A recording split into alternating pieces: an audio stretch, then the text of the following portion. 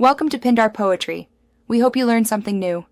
You begin by locking down prerequisites, discrete math, data structures, and one language until operations feel natural. Once done, pick 10 core patterns, sorting, 2 pointers, sliding window, and solve 3 variants each. Make sure to document solutions with time and space notes. This trains your intuition.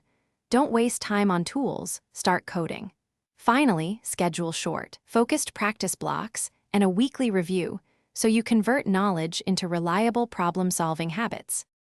Once you have basics, intensify practice on the hard middle, dynamic programming, graph algorithms, and advanced data structures.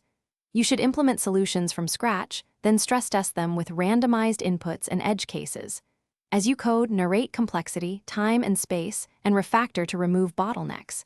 Make sure to write concise explanations for each approach. Teaching back clarifies trade-offs.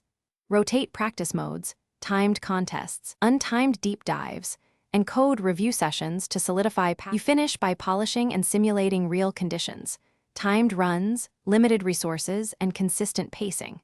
Once done, catalog every mistake and tag it, conceptual, implementation, or optimization, then build a short corrective checklist to address the most frequent tags.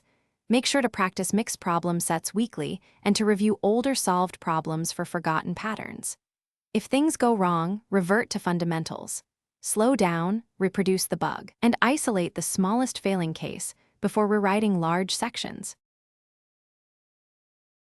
Thanks for watching.